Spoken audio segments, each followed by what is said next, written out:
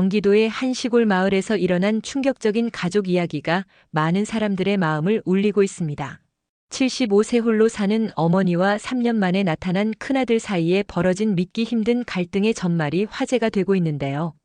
여름 폭염 속에서도 혼자 힘으로 집안일을 도맡아 하던 한 어머니에게 갑작스럽게 찾아온 아들 부부의 진짜 속마음이 드러나면서 예상치 못한 반전을 맞이했다고 합니다.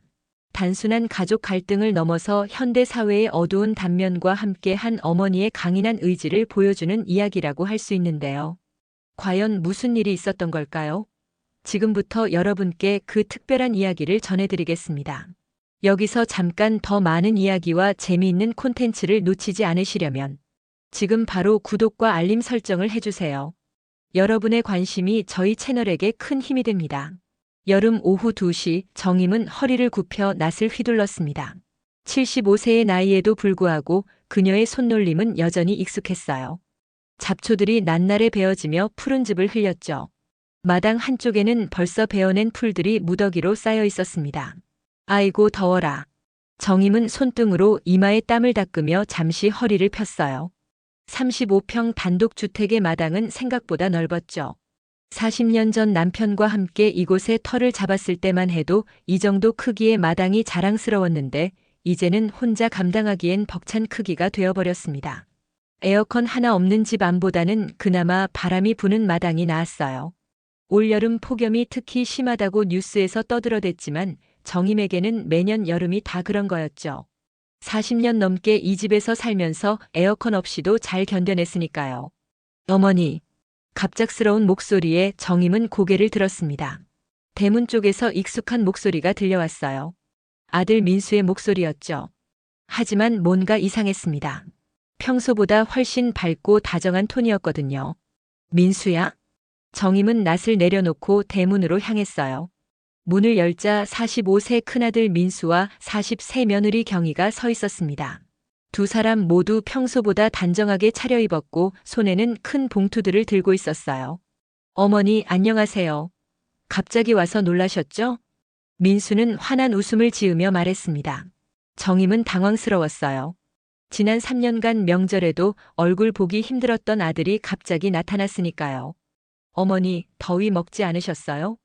이렇게 더운데 혼자서 뭘 하고 계셨어요? 경희도 평소와는 다른 다정한 목소리로 물었죠.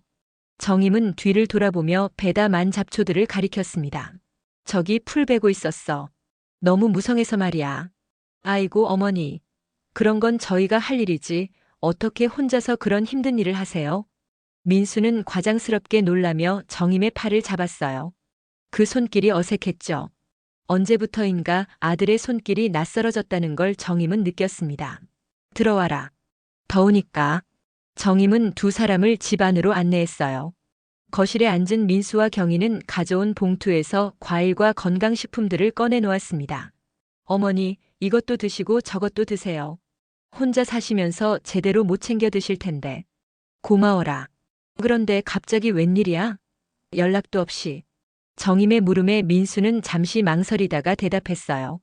여름 휴가도 겸하고 어머니 농사일도 도와드릴 겸해서 왔어요. 요즘 너무 더워서 걱정이 됐거든요. 농사일? 우리가 무슨 농사를 지어? 아, 그게 아니라. 민수는 다시 말을 더듬었죠. 그냥 집안일, 마당 정리 이런 거요. 경희가 거들어들었어요. 어머니, 정말 이 더위에 어떻게 에어컨도 없이 지내세요? 저희가 오는 길에 자동차 온도계가 38도까지 올라갔는데. 에어컨이 뭐 그리 필요해? 40년 넘게 없이도 잘 살았는걸. 정임의 대답에 경희는 눈살을 찌푸렸어요. 하지만 금세 웃음을 지으며 말했죠. 그래도 이제는 나이가 있으시잖아요. 건강을 생각하셔야죠. 민수도 맞장구를 쳤습니다. 맞아요, 어머니. 요즘 폭염으로 독거노인분들이 많이 돌아가신다고 하는데 정말 걱정되거든요. 정임은 묘한 기분을 느꼈어요. 분명히 고마운 말들인데 왠지 어색했죠. 평소에 안부 전화 한 통 없던 아들이 갑자기 이렇게 나오니까 오히려 의심스러웠습니다. 그래서 며칠 머물면서 어머니 돌보고 가려고 해요. 며칠이나? 한 일주일 정도요. 회사에 휴가도 냈어요. 정임은 놀랐어요. 민수가 휴가를 내서 어머니를 보러 온다는 건 상상도 못했던 일이었거든요. 저녁 준비를 하면서 정임은 계속 이상한 기분이 들었습니다. 민수와 경희는 부엌 일까지 도와주겠다며 나섰지만 오히려 더 불편했어요. 40년 넘게 혼자 해오던 일인데 갑자기 누군가 끼어드니 리듬이 맞지 않았죠. 어머니, 이런 된장은 어디서 사세요? 시중에서 파는 것과는 맛이 완전히 다르네요. 경희가 된장찌개를 맛보며 물었어요. 직접 담갔어. 15년째 같은 방법으로. 와, 정말 대단하세요. 요즘 누가 된장을 직접 담가요? 과장된 칭찬이었지만 정임은 나쁘지 않았어요. 그동안 아무도 알아주지 않았던 일들을 인정받는 기분이었죠. 식사 중에 민수가 말을 꺼냈습니다. 어머니, 혹시 병원은 정기적으로 다니세요? 아픈 데 없어서 안 가. 그래도 건강검진 같은 건 받으셔야죠. 나이가 있으시니까. 돈이 어디 있어서 그런 데가. 아프면 그때 가지. 민수와 경희가 눈을 마주쳤어요. 뭔가 의미심장한 눈빛이었죠. 어머니, 돈 걱정은 하지 마세요. 저희가 다 해드릴게요. 괜찮다. 내일은 내가 알아서 해. 저녁을 먹고 난 후 세 사람은 거실에서 차를 마시며 이야기를 나눴어요. 민수는 계속해서 정임의 건강을 걱정하는 말들을 했고 경희는 집안 곳곳을 살피며 이것저것 고쳐야 할 곳들을 지적했습니다. 어머니, 화장실 바닥이 많이 미끄러워 보이는데 넘어지시면 큰일 나요. 마루도 삐걱거려서 위험해 보여요. 부엌 가스레인지도 너무 오래됐네요. 계속되는 지적에 정임은 점점 기분이 나빠졌어요. 분명히 걱정해서 하는 말들이겠지만 40년 넘게 살아온 집을 이렇게 험담처럼 말하니 기분이 좋을 리 없었죠. 다 쓸만해. 불편한 거 없어. 정임의 대답에 민수가 말했어요. 어머니는 불편한 걸 모르고 사시는 거예요. 저희 눈에는 정말 위험해 보이거든요. 그날 밤 정임은 잠이 오지 않았습니다. 오랜만에 아들 내외가 와서 기쁘기도 했지만 왠지 모르게 불안한 기분이 들었어요. 평소와 너무 다른 모습이었거든요. 새벽 5시 정임은 일어나 마당으로 나갔어요. 어제 배담한 잡초들이 그대로 널려 있었죠. 낫을 들고 다시 작업을 시작했습니다. 1시간쯤 지났을까 민수가 잠옷 차림으로 나왔어요. 어머니, 벌써 일어나셨어요? 이른 아침부터 뭐 하세요? 어제 다 못한 풀 베고 있어. 아이고, 그런 건 제가 할게요. 어머니는 쉬세요. 민수는 정임에게서 낫을 받아들었어요. 하지만 사무직 일만 해온 그에게 낫질은 쉽지 않았죠. 몇 번 휘두르다가 금세 지쳐서는 헐떡거렸습니다. 힘들지? 내가 할게. 아니에요, 제가 해요. 어머니는 정말 쉬셔야 해요. 민수는 억지로 계속했지만 10분도 못 가서 포기했어요. 손에 물집이 잡혔거든요. 역시 이런 일은 전문가한테 맡기는 게 나을 것 같아요. 제가 조경업체 알아볼게요. 조경업체가 뭐야? 마당 정리해주는 사람들이요. 요즘은 다 그렇게 해요. 정임은 고개를 저었어요. 돈 들여서 그런 거 할 필요 없어. 내가 하면 돼. 하지만 민수는 이미 휴대폰을 꺼내 검색을 시작했습니다. 그 모습을 보며 정임은 더욱 이상한 기분이 들었어요. 아들이 자신을 위해서 하는 일인 건 분명한데 왜 이렇게 불편한 느낌이 드는 걸까요? 오전 내내 민수와 경희는 집 안팎을 살피며 고쳐야 할 곳들을 메모했어요. 그리고 점심을 먹으며 본격적인 이야기를 꺼냈습니다. 어머니, 솔직히 저희가 온 이유가 있어요. 민수의 진지한 목소리에 정임은 긴장했어요. 뭔 소리야? 어머니가 이렇게 혼자 사시는 게 너무 걱정되거든요. 특히 이런 더위에는 정말 위험해요. 경희도 거들었죠. 맞아요, 어머니. 저희가 매일 올 수도 없고 혹시 무슨 일이 생기면 어떻게 해요? 정임은 두 사람의 말을 들으며 점점 불안해졌어요. 뭔가 큰 이야기가 나올 것 같은 분위기였거든요. 그래서요. 민수가 심호흡을 하고 말했습니다. 차라리 도시로 나오셔서 저희 근처에서 사시는 게 어떨까요? 정임은 수저를 놓았습니다. 갑작스러운 제안에 머릿속이 하얘졌어요. 도시로 나오라고? 네, 어머니. 저희 아파트 근처에 좋은 곳들이 많거든요. 20평 정도 되는 깔끔한 아파트로요. 민수는 이미 준비해온 듯 휴대폰에서 부동산 앱을 보여줬어요. 화면에는 번듯한 아파트 사진들이 떠 있었죠. 여기 보세요. 엘리베이터도 있고 난방도 잘 되고 여름에는 에어컨도 빵빵하게 나와요. 경희도 열심히 설명을 덧붙였습니다. 어머니, 요즘 독거노인을 위한 복지시설도 많아졌어요. 경로당에서 매일 식사도 제공하고 병원도 걸어서 10분 거리에 있고요. 정임은 멍하니 그들의 말을 들었어요. 40년 넘게 살아온 이 집을 떠나라는 이야기였죠. 갑자기 무슨 소리야? 나는 여기서 살 거야. 어머니 고집 부리지 마세요. 정말 어머니를 위해서 하는 말이에요. 민수의 목소리에는 답답함이 묻어났어요. 평소에 다정한 톤이 조금씩 사라지고 있었죠. 이 집이 뭐가 문제인데? 정임이 반발하자 경희가 나섰습니다. 어머니, 현실적으로 생각해 보세요. 혼자서 이런 큰 집을 관리하는 게 얼마나 힘드세요? 아까도 마당 풀 베시는 거 보니까 정말 안쓰러웠어요. 내가 힘들다고 했나? 말씀은 안 하셔도 티가 나잖아요. 민수가 테이블에 팔꿈치를 괴고 몸을 앞으로 기울였어요. 어머니, 솔직히 말씀드릴게요. 요즘 시골 집값이 많이 올랐거든요. 이 집도 팔면 꽤 목돈이 될 거예요. 팔다니 무슨 소리야? 정임의 목소리가 높아졌죠. 하지만 민수는 멈추지 않았어요. 그 돈으로 도시에 아파트 사시고 남은 돈은 어머니 용돈으로 쓰시면 되잖아요. 훨씬 편하게 사실 수 있을 거예요. 이 집은 내 아버지랑 내가 평생 모은 돈으로 산 거야. 어떻게 팔아? 정임의 목소리에 감정이 실렸어요. 민수는 잠시 당황했지만 곧 진정하고 말했죠. 아버지도 어머니가 편하게 사시길 원하실 거예요. 돌아가시기 전에도 항상 어머니 걱정만 하셨잖아요. 돌아가신 남편 이야기를 꺼내자 정임은 할 말을 잃었어요. 민수는 그 틈을 놓치지 않았죠. 어머니, 저희도 매번 걱정하면서 사는 게 힘들어요. 혹시 무슨 일 생기면 어쩌나 싶어서 밤에도 잠이 안 와요. 경희도 거들었습니다. 맞아요. 저도 며느리 입장에서 정말 걱정돼요. 만약에 어머니한테 무슨 일이라도 생기면 저희가 어떻게 책임져요? 두 사람의 공세에 정임은 점점 위축되었어요. 혹시 자신이 너무 고집을 부리는 건 아닌가 하는 생각도 들었죠. 그래도 이 집을 어떻게 떠나? 어머니, 집착하지 마세요.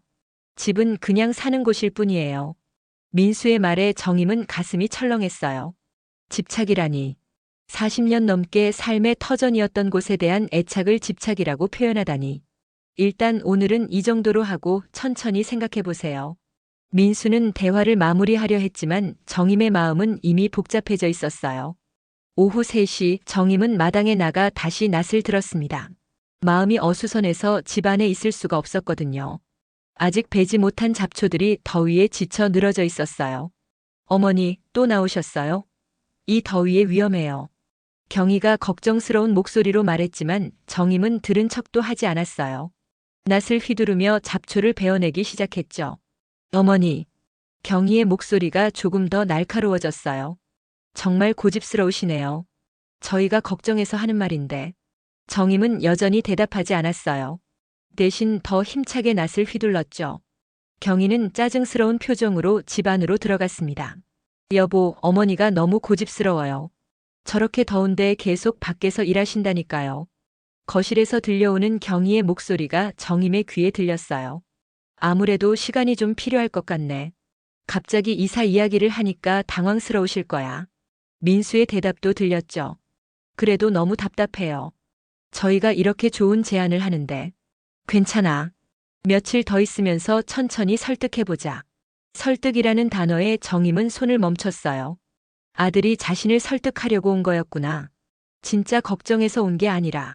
저녁 준비를 하면서도 정임의 마음은 무거웠어요. 민수와 경희는 여전히 친절하게 도와주겠다고 나섰지만 이제는 그 친절이 가식적으로 느껴졌죠. 어머니, 된장찌개 정말 맛있어요. 도시에서는 이런 맛 내기 힘든데. 경희의 칭찬에도 정임은 예전처럼 기뻐하지 못했어요. 그래. 짧은 대답만 할 뿐이었죠. 어머니, 혹시 기분이 안 좋으세요? 민수가 조심스럽게 물었어요. 아니야. 점심에 이사 이야기 때문에 그러시는 거예요? 저희가 너무 성급했나요? 정임은 수저를 놓고 두 사람을 바라봤어요. 너희가 정말 나를 걱정해서 오는 거야? 갑작스러운 질문에 민수와 경희는 당황했어요. 무슨 말씀이세요? 당연히 어머니 걱정해서 온 거죠. 그럼 왜 3년 동안 연락도 없었어? 명절에도 안 왔으면서? 민수는 할 말을 잃었어요. 정임의 지적이 정확했거든요. 그건 회사 일이 너무 바빠서. 바쁘면 전화 한 통 못해? 경희가 나섰습니다. 어머니, 그렇게 따지시면 저희도 할 말이 있어요. 어머니도 저희한테 연락 안 하셨잖아요. 내가 왜 연락해? 자식이 부모한테 안부 묻는 게 당연한 거 아니야? 분위기가 험악해지기 시작했어요. 민수가 급하게 중재에 나섰죠. 어머니, 과거 일은 그만하고요. 중요한 건 지금이잖아요. 저희가 이렇게 와서 어머니 모시려고 하는데. 모신다고? 나를 도시로 데려가서 감시하려는 거 아니야? 감시라니요. 어머니가 너무 심하게 생각하시는 거예요. 경희의 목소리에 짜증이 묻어났어요. 더 이상 가식적인 친절을 유지하기 어려웠거든요. 심하게 생각하는 게 아니라 사실을 말하는 거야. 너희는 내가 이 집에서 혼자 살면서 무슨 일이 생길까봐 걱정하는 게 아니라 내가 언제 죽을지 몰라서 재산 정리나 빨리 하고 싶은 거 아니야? 정임의 직설적인 말에 두 사람은 충격을 받았어요. 어머니, 그런 말씀하지 마세요. 민수가 소리쳤지만 정임은 물러서지 않았어요. 아니라면 왜 갑자기 집 팔자는 소리를 해? 3년 동안 소식도 없던 자식이 갑자기 나타나서 정말 어머니를 위해서 하는 말이에요. 그럼 내가 이 집에서 계속 살겠다고 하면 어떻게 할 거야? 민수는 대답하지 못했어요. 경희가 대신 입을 열었죠. 어머니, 현실을 받아들이세요. 이제 혼자 사시기엔 너무 늙으셨어요. 늙었다는 말에 정임은 크게 상처받았어요. 하지만 표정은 오히려 차분해졌죠. 그래, 늙었지. 하지만 아직 내 집에서 내 생활할 만큼은 멀쩡해. 어머니, 식사 끝났으니까 치워라. 나는 마당 일마저 할 거야. 정임은 자리에서 일어났어요. 민수가 말렸지만 듣지 않았죠. 밖으로 나간 정임은 낫을 들고 다시 잡초를 베기 시작했어요. 분노와 서러움이 뒤섞여 눈물이 났지만 참았습니다. 낫을 휘두르는 동작이 점점 거칠어졌어요. 집 안에서는 민수와 경희의 대화가 들렸습니다. 여보, 어머니가 너무 완고하세요. 이래서는 언제 설득이 될지 모르겠어요. 조금만 더 기다려보자. 아무래도 갑작스러워서 그러실 거야. 저는 이제 지쳐요. 이 더위에 에어컨도 없는 집에서 며칠을 더 있어야 한다니. 경희의 불만이 점점 커지고 있었어요. 그냥 어머니 혼자 두고 갈까요? 어차피 안 들으실 것 같은데. 그러면 안 돼. 이번 기회가 아니면 언제 또 설득할 수 있겠어. 민수의 말에서 정임은 이상한 절박함을 느꼈어요. 왜 이렇게까지 자신을 이사시키려고 하는 걸까? 그날 밤 정임은 잠들지 못했어요. 민수와 경희는 일찍 잠자리에 들었지만 그들의 방에서 작은 목소리로 무언가 이야기하는 소리가 들렸죠. 궁금해진 정임은 조용히 일어나 방문 근처로 갔어요. 여보, 정말 이 방법밖에 없을까요? 경희의 걱정스러운 목소리였어요. 다른 방법이 있으면 내가 이러겠어? 회사에서 구조조정 대상에 올랐다고 했잖아. 민수의 대답에 정임은 숨을 죽였어요. 어머니가 도시로 나오시면 이 집을 담보로 대출받아서 사업을 시작할 수 있어. 지금 상황에서는 그것만이 살 길이야. 하지만 어머니 몰래 그런 일을 진행하는 게 맞나요? 어머니가 알면 절대 반대하실 거야. 일단 이사부터 시키고 나중에 차근차근 설명드리자. 정임은 온몸에 소름이 돋았어요. 아들이 자신 몰래 집을 담보로 대출을 받으려고 하고 있었던 거예요. 그런데 어머니가 계속 반대하시면 어떡해요? 방법이 있어. 내일 동사무소에 가서 어머니 명의로 서류 몇 개만 떼어오면 돼. 그런 일이 가능해요? 어머니 도장 있잖아. 가족이니까 가능할 거야. 정임은 더 이상 들을 수 없었어요. 조용히 자신의 방으로 돌아가 문을 닫았죠. 새벽까지 잠들지 못한 정임은 동이 트자마자 일어났어요. 마당으로 나가 낫을 들고 남은 잡초들을 베기 시작했죠. 1시간쯤 지났을 때 민수가 나왔어요. 어머니, 또 벌써 일어나셨네요. 응. 정임의 대답은 짧고 차가웠어요. 어머니, 어제 말씀하신 거 다시 한번 생각해 보세요. 정말 어머니를 위한 일이에요. 민수는 여전히 설득을 포기하지 않았어요. 생각해 볼 게 뭐 있어? 나는 여기서 살 거야. 어머니, 고집 부리지 마세요. 나이 드신 분이 혼자 살면서 무슨 일이 생기면 어떻게 해요? 정임은 낫을 든 손을 멈추고 민수를 바라봤어요. 민수야. 네, 어머니. 너 어젯밤에 무슨 이야기했는지 다 들었어. 민수의 얼굴이 순간 하얘졌어요. 민수는 당황해서 말을 더듬었어요. 어머니, 그게 무슨 말씀이세요? 이 집을 담보로 대출받아서 사업한다고 했지? 정임의 차분한 목소리에 민수는 완전히 얼어붙었어요. 들켰다는 걸 직감했거든요. 어머니, 오해하신 거예요. 그건 오해? 내 귀로 직접 들었는데 무슨 오해야? 정임은 낯을 땅에 꽂고 민수를 똑바로 바라봤어요. 75세 노인의 눈빛이라고는 믿어지지 않을 만큼 날카로웠죠. 동사무소에 가서 내 명의로 서류 떼어온다고도 했고 내 도장 쓴다고도 했지. 민수는 할 말을 잃었어요. 변명할 여지가 없었거든요. 어머니, 그건 정말 어머니를 위한, 나를 위한 거라고. 내 집을 담보로 잡는 게 나를 위한 거야? 정임의 목소리가 점점 높아졌어요. 40년 넘게 참아온 서러움이 한꺼번에 터져 나오는 것 같았죠. 경희가 소리를 듣고 밖으로 나왔어요. 무슨 일이에요? 왜 이렇게 큰 소리로? 너도 알고 있었지? 내 집 담보로 대출받는 거. 경희는 민수와 눈을 마주치며 당황했어요. 어머니, 저희 사정을 아셔야 해요. 민수가 회사에서 구조조정 대상에 올랐거든요. 그게 내 집을 담보로 잡을 이유가 돼? 너희 사정이 어려우면 다른 방법을 찾아야지. 민수가 무릎을 꿇었어요. 어머니, 죄송해요. 하지만 정말 다른 방법이 없어요. 이대로 가면 저희 가족이 길거리에 나앉게 돼요. 그럼 내가 길거리에 나앉아도 상관없다는 거야? 그런 게 아니에요. 어머니는 도시 아파트에서 편하게 사시면 되잖아요. 정임은 민수의 말을 듣고 허탈하게 웃었어요. 편하게? 내 집 빼앗아 놓고 편하게 살라고. 빼앗는 게 아니라 더 좋은 곳으로 모시는 거예요. 경희가 목소리를 높였어요. 이제 더 이상 가식적인 친절을 유지할 수 없었죠. 어머니도 현실을 좀 보세요. 요즘 같은 세상에 75세 할머니가 혼자 이런 큰 집에서 산다는 게 말이 돼요? 말이 안 되면 어쩔 건데? 내가 여기서 죽을 때까지 살 거야. 정말 고집스러우시네요.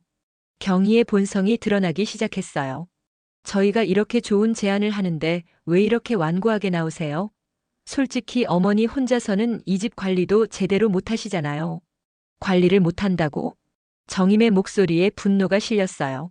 마당도 잡초투성이에 집도 여기저기 고장난 곳 투성이고 이런 상태로 계속 살 수는 없어요. 그럼 너희가 고쳐주면 되잖아. 왜 집을 팔라고 해? 민수가 나섰어요.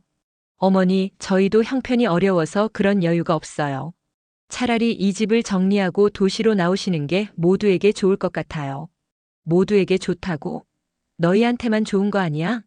정임은 이제 완전히 아들의 속내를 꿰뚫어 보고 있었어요. 어머니, 그만해라. 정임이 소리를 지르자 두 사람은 잠시 조용해졌어요.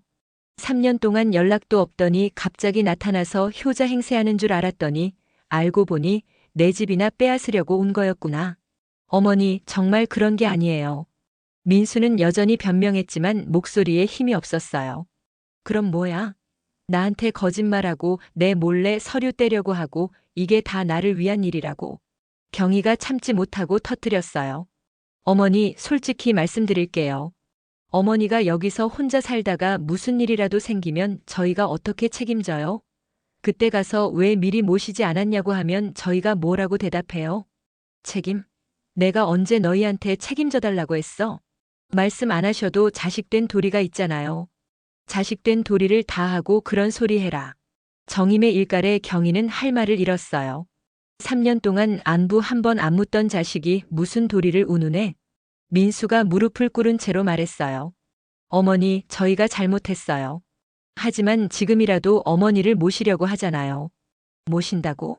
내 재산 빼앗아서 너희 빚 갚으려는 게 모시는 거야? 그게 아니라. 그럼 뭐야? 내가 이 집에서 계속 살겠다고 하면 그냥 돌아갈 거야? 민수는 대답하지 못했어요.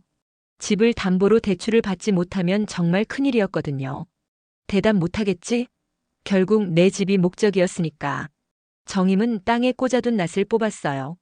이제 그만 가라. 어머니, 가라고 했어. 내 집에서 나가. 정임의 단호한 목소리에 두 사람은 당황했어요. 어머니, 진정하세요. 이렇게 화내시면 건강에 안 좋아요. 경희가 달래려 했지만 정임은 들은 척도 하지 않았어요. 건강 걱정은 내가 할 일이 아니야. 당장 짐 싸서 나가. 어머니, 저희가 진짜 어머니 걱정해서. 걱정? 내 돈 걱정하는 거지. 민수는 더 이상 변명할 수 없었어요. 모든 게 다 들통났으니까요. 어머니, 그럼 저희가 어떻게 해야 해요? 정말 갈 곳이 없어요. 그건 내가 알 바 아니야. 너희 일은 너희가 알아서 해. 경희가 화를 냈어요. 어머니, 너무하세요. 저희가 이렇게 무릎 꿇고 부탁하는데 무릎 꿇는다고 해서 틀린 일이 옳은 일이 되나? 내 집 빼앗으려는 건 변하지 않잖아. 빼앗는 게 아니라고 했잖아요. 그럼 뭐야? 내 허락도 없이 담보로 잡으려는 건 뭐야? 두 사람은 할 말이 없었어요. 정임의 지적이 정확했거든요. 1시간 안에 짐 싸서 나가. 그렇지 않으면 경찰 부를 거야. 정임은 낯을 든 채로 집 안으로 들어갔어요. 민수와 경희는 멍하니 서 있었죠. 집 안에서 정임은 방 안에 있던 도장을 찾았어요. 서랍 깊숙이 숨겨둔 통장들도 확인했죠. 다행히 아직 손대지 않았더군요. 거실에서 민수와 경희의 대화가 들렸어요. 여보, 어떻게 해요? 이러면 정말 큰일 나는데. 일단 나가자. 어머니가 너무 흥분하셨어. 시간이 지나면 마음이 누그러지실 거야. 언제까지 기다려요? 대출 신청 기간이 얼마 안 남았는데. 다른 방법을 생각해보자. 다른 방법이 어디 있어요? 이 집 말고는 담보로 잡을 게 없잖아요. 정임은 그들의 대화를 들으며 더욱 화가 났어요. 아직도 포기하지 않고 있었거든요. 1시간 후 민수와 경희는 정말로 짐을 싸서 나왔어요. 어머니, 저희 진짜 갑니다. 민수가 마지막으로 말했지만 정임은 대답하지 않았어요. 어머니, 후회하실 거예요. 저희 없으면 정말 힘드실 텐데. 경희의 협박 같은 말에도 정임은 꿈쩍하지 않았죠. 연락드릴게요. 마음 바뀌시면 언제든지 말씀하세요. 민수는 마지막까지도 포기하지 않는 모습을 보였어요. 차가 떠나고 나서야 정임은 마당으로 나왔어요. 아직 베지 못한 잡초들이 더위에 축 늘어져 있었죠. 낫을 들고 다시 작업을 시작했어요. 하지만 이번에는 눈물이 났습니다. 서러움과 분노 그리고 배신감이 뒤섞인 복잡한 감정이었어요. 내가 잡초인 줄 알았냐? 정임은 혼잣말을 중얼거렸어요. 그 잡초 다 베고 나면 진짜 놈 얼굴이 보이더라. 낫을 휘두르는 손길이 더욱 힘차졌어요. 마치 잡초가 아니라 자신을 속이려 했던 사람들을 베어내는 것 같았죠. 오후 내내 정임은 마당 일에 몰두했어요. 땀이 비오듯 흘렀지만 멈추지 않았죠. 일을 하고 있으면 복잡한 생각을 하지 않을 수 있었거든요. 해가 질 무렵 마당의 잡초는 모두 베어져 있었어요. 정임은 만족스럽게 자신의 작업을 바라봤죠. 그래, 이게 내 집이야. 40년 넘게 갖고 온 터전이었어요. 남편과 함께 심은 나무들 직접 만들어 놓은 텃밭, 하나하나 손수 고친 집 구석구석. 이 모든 것이 정임의 삶 그 자체였죠. 누가 뭐라고 해도 여기서 살 거야. 정임은 다짐했어요. 아들이 다시 와서 설득을 시도할지도 모르지만 절대 넘어가지 않을 거라고요. 그날 밤 정임은 오랜만에 깊이 잠들었어요. 마음의 짐을 덜어낸 것 같은 홀가분함이 있었거든요. 하지만 정임은 아직 모르고 있었어요. 민수가 이미 며칠 전부터 부동산 중개업소와 연락하고 있다는 것을, 그리고 정임 몰래 집 주변을 답사하고 있었다는 것을요. 이것은 끝이 아니라 시작일 뿐이었어요. 민수와 경희가 떠나고 일주일이 지났습니다. 정임은 다시 혼자만의 평화로운 일상을 되찾은 것 같았어요. 매일 새벽 5시에 일어나 마당을 돌보고 직접 담근 된장으로 찌개를 끓여 먹고 저녁에는 마당에 앉아 별을 바라보는 소소한 행복을 누렸죠. 하지만 그 평화는 오래가지 못했어요. 어느 날 오전 정임이 텃밭에서 호박을 따고 있는데 낯선 남자 2명이 대문으로 들어왔습니다. 안녕하세요. 혹시 이 집 주인 되시나요? 40대로 보이는 남자가 정중하게 인사했어요. 깔끔한 정장 차림에 가방을 든 모습이 뭔가 공식적인 일로 온 사람 같았죠. 네, 그런데 누구세요? 아, 저는 대한부동산 김 대표입니다. 이쪽은 저희 직원이고요. 남자는 명함을 건네며 소개했어요. 부동산? 무슨 일로 오셨어요? 정임은 명함을 받아들고는 의아해했죠. 실은 이 집 매매 건으로 연락을 받았거든요. 아드님께서 매매 의뢰를 하셨다고 하시던데요. 정임의 얼굴이 순간 굳어졌어요. 아들이 뭐라고요? 네. 아, 혹시 말씀 안 드리셨나요? 민수 씨께서 직접 연락 주셔서. 김 대표는 정임의 표정을 보고 뭔가 잘못됐다는 걸 직감했어요. 죄송합니다. 혹시 제가 실수한 게 있나요? 아들이 언제 연락했다고 하셨어요? 일주일 전쯤이요. 어머님께서 도시로 이사 가시게 되어서 집을 정리하고 싶다고 하시더라고요. 정임은 온몸에 힘이 빠지는 걸 느꼈어요. 민수가 자신을 속이고 이미 집 매매를 진행하고 있었던 거예요. 집주인 동의서도 가져오셨던데 혹시 확인해 보시겠어요? 김 대표가 가방에서 서류를 꺼내 보여줬어요. 거기에는 정임의 이름과 도장이 찍혀 있었죠. 이건 내가 찍은 도장이 아니에요. 정임은 서류를 자세히 들여다봤어요. 분명히 자신의 이름이 적혀 있었지만 도장 모양이 미묘하게 달랐거든요. 네? 그럼 이 서류가 위조된 거라는 말씀이신가요? 김 대표는 당황했어요. 이런 상황은 처음 겪어보는 일이었거든요. 위조든 뭐든 나는 집 팔 생각 없어요. 아들한테 속은 것 같아요. 아, 그렇다면. 김 대표는 난처한 표정을 지었어요. 가족 간의 의견 차이가 있으신 것 같네요. 일단 확인하고 다시 연락드리겠습니다. 부동산 직원들이 떠나고 나서 정임은 급하게 휴대폰을 들었어요. 민수의 번호를 눌렀죠. 여보세요? 민수의 목소리가 들렸지만 평소보다 조심스러웠어요. 민수야, 너 뭔 짓을 한 거야? 어머니, 무슨 말씀이세요? 부동산 사람이 왔어. 내가 집 팔라고 의뢰했다면서. 전화 너머로 잠시 침묵이 흘렀어요. 어머니, 그것도 모자라서 내 도장까지 위조했지? 위조가 아니에요. 어머니가 워낙 완고하셔서 일단 알아만 본 거예요. 민수는 변명했지만 목소리에 확신이 없었어요. 알아본 거라고? 집주인 동의서까지 만들어 놓고? 어머니, 저희 정말 급한 상황이에요. 이번 주 안에 대출 신청을 하지 못하면 정말 큰일 나요. 그건 내일이고 내 집은 내가 지킬 거야. 어머니, 정임은 전화를 끊어버렸어요. 손이 떨렸죠. 아들이 이렇게까지 할 줄은 몰랐거든요. 그날 오후 정임은 면사무소에 갔어요. 혹시 민수가 다른 서류들도 위조했을까봐 걱정됐거든요. 어르신, 최근에 부동산 관련 서류를 발급받으신 적이 있으신가요? 직원의 질문에 정임은 고개를 저었어요. 없어요. 그런데 혹시 다른 사람이 내 명의로 서류를 뗀 건 없나요? 확인해 보겠습니다. 잠시 후 직원이 말했어요. 지난주에 아드님께서 등기부등본과 토지대장을 발급받으셨네요. 내 허락 없이요? 네, 가족이니까 가능한 일이에요. 하지만 매매 관련 서류는 반드시 본인 동의가 있어야 합니다. 정임은 한숨을 쉬었어요. 아들이 생각보다 치밀하게 준비하고 있었던 거예요. 혹시 앞으로 내 명의로는 아무도 서류를 못 떼게 할 방법이 있나요? 본인 확인을 강화하는 방법이 있습니다. 신청서를 작성해 주시면 가족이라도 본인 동의 없이는 서류 발급이 안 되도록 할 수 있어요.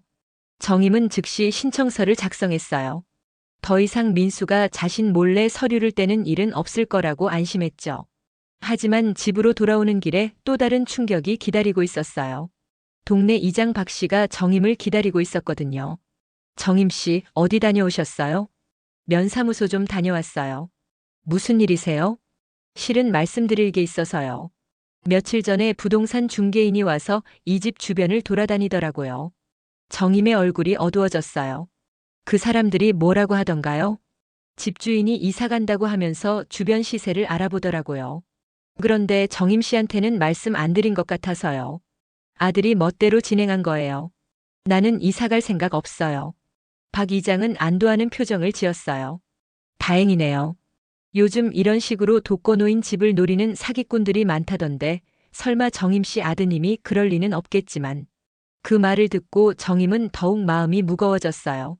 남들이 보기에도 자신의 상황이 사기를 당하는 것처럼 보인다는 뜻이었거든요.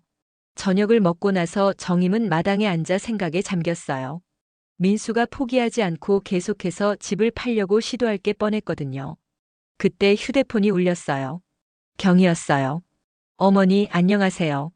목소리는 여전히 정중했지만 어딘지 차가웠어요. 뭐야? 어머니, 민수가 정말 힘들어해요. 어머니가 도와주시지 않으면 저희 가족이 정말 큰일 나요. 그건 너의 일이야. 나한테 왜 그래? 어머니가 도와주실 수 있잖아요. 그 집 혼자서 뭐 하려고 그러세요? 경희의 목소리에 짜증이 섞이기 시작했어요. 내 집에서 내가 뭘 하든 상관없잖아. 상관없다고요? 민수는 어머니 아들이에요.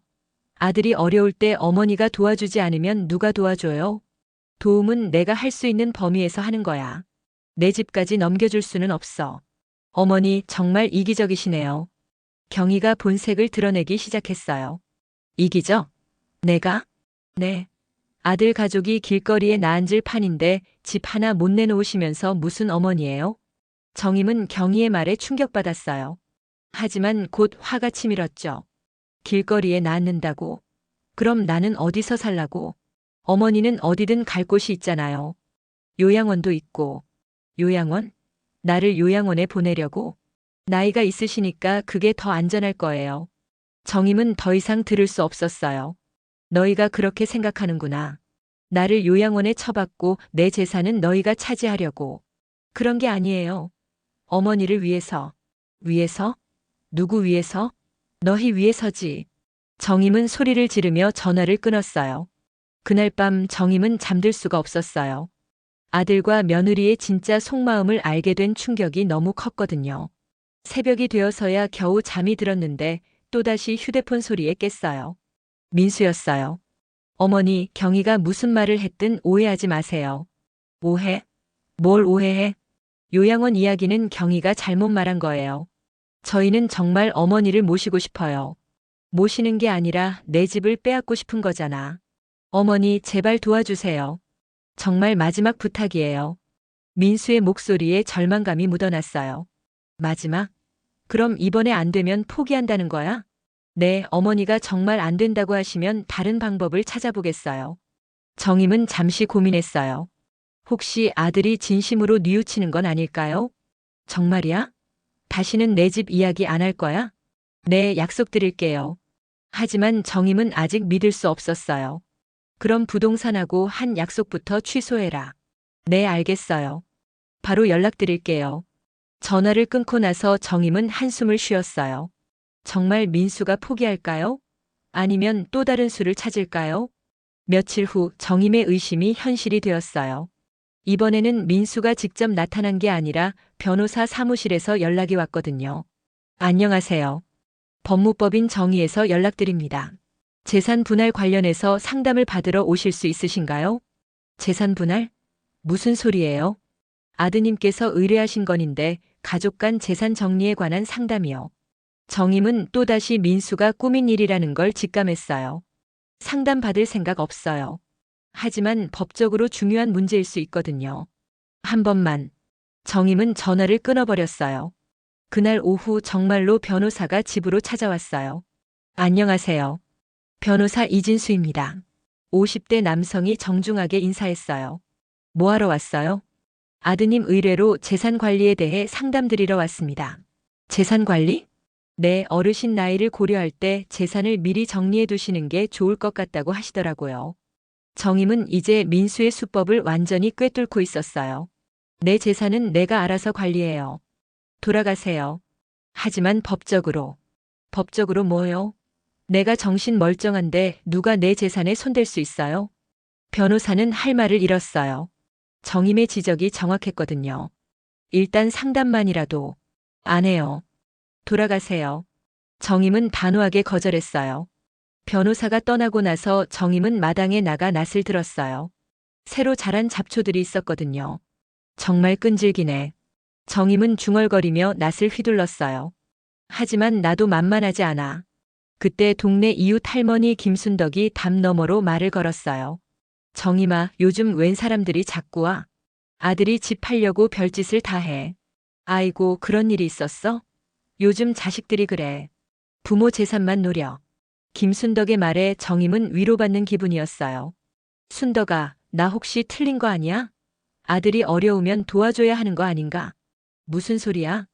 도움은 내가 할 수 있는 만큼 하는 거지. 내 생활 터전까지 넘겨줄 필요는 없어. 그래?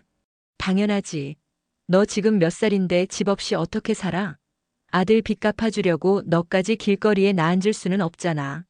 김순덕의 말에 정임은 자신의 판단이 옳았다는 확신을 가졌어요. 고마워, 순덕아. 내 말 듣고 나니까 마음이 편해졌어. 정임아, 앞으로도 흔들리지 마. 자식이 잘못되면 부모가 바로 잡아줘야지. 따라서 잘못될 수는 없어. 그날 저녁 정임은 오랜만에 마음 편히 잠들 수 있었어요. 아들의 협박과 회유에 흔들렸던 마음이 다시 단단해졌거든요. 하지만 민수의 마지막 카드가 아직 남아 있었어요. 다음 날 아침 민수가 경찰관과 함께 나타난 거예요. 어머니, 안녕하세요. 민수는 여전히 정중했지만 표정이 어두웠어요. 경찰관은 왜 데려왔어? 어르신, 안녕하세요. 가족 간 갈등 조정차 나왔습니다. 경찰관이 정중하게 말했어요. 갈등 조정? 네, 아드님께서 어머님 건강을 걱정해서 신고하셨거든요. 혼자 사시는 고령자 안전 확인차 온 거예요. 정임은 민수를 노려봤어요. 이제는 경찰까지 이용하는군요. 경찰관님, 저 멀쩡해요. 아들이 괜히 신고한 거예요. 확인해 보니까 그런 것 같네요. 하지만 아드님 걱정도 이해가 되고요. 경찰관은 중립적인 입장을 유지했어요. 어머니, 정말 마지막으로 부탁드려요. 제발 도시로 나오세요. 민수가 또다시 무릎을 꿇었어요. 안 된다고 했잖아. 그럼 정말 끝이에요. 저희 가족 다 망하는 거예요.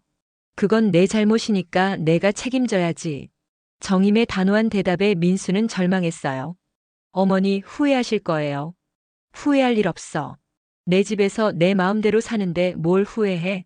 민수는 더 이상 할 말이 없었어요. 경찰관과 함께 떠났죠. 그들이 떠나고 나서 정임은 마당에 앉아 하늘을 바라봤어요. 구름 한 점 없는 맑은 하늘이었죠. 여보, 내가 잘한 거 맞지?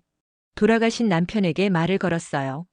우리가 평생 모아서 산 집인데 아들 빚 갚으려고 팔 수는 없잖아. 바람이 불어와 나뭇잎들이 바스락거렸어요. 남편이 대답하는 것 같았죠. 그래, 알겠어. 끝까지 지켜낼게. 정임은 일어나서 낯을 들었어요. 마당 한쪽에 또 잡초가 자라고 있었거든요. 잡초는 뽑아도 뽑아도 계속 자라는구나. 사람 마음속 욕심도 그런가 봐. 정임은 중얼거리며 잡초를 베기 시작했어요. 하지만 나도 포기하지 않을 거야. 내 집은 내가 지킨다. 낯을 휘두르는 정임의 모습은 의연했어요. 75세의 나이에도 불구하고 당당하고 씩씩했죠. 해가 지고 저녁이 되었어요. 정임은 베어낸 잡초들을 정리하고 집 안으로 들어갔어요. 거울을 보니 땀으로 범벅된 얼굴이 보였지만 표정은 만족스러웠어요. 오늘도 내가 이겼다. 정임은 웃으며 혼잣말했어요. 밤이 깊어가고 집안은 고요했어요. 하지만 정임의 마음은 평안했죠. 자신의 터전을 지켜낸 안도감과 뿌듯함이 있었거든요. 창밖으로 보이는 마당에는 깔끔하게 정리된 풀들이 달빛을 받아 반짝이고 있었어요. 40년 넘게 갖고 온 자신만의 공간이었죠. 여기가 내 집이야. 누가 뭐라고 해도. 정임은 마지막으로 중얼거리며 잠자리에 들었어요. 그리고 그날 밤 정임은 오랫동안 꾸지 못했던 편안한 꿈을 꾸었어요. 젊었을 적 남편과 함께 이 집을 처음 샀던 날의 기쁨, 아이들을 키우며 행복했던 시간들, 그리고 지금까지 이어져 온 소중한 일상들의 꿈을요. 새벽이 밝아오고 정임은 상쾌하게 잠에서 깼어요. 창문을 열자 시원한 바람이 불어들었죠. 오늘도 좋은 하루가 될 것 같아. 정임은 미소를 지으며 새로운 하루를 맞았어요. 자신의 집에서 자신의 방식대로 살아갈 하루를요.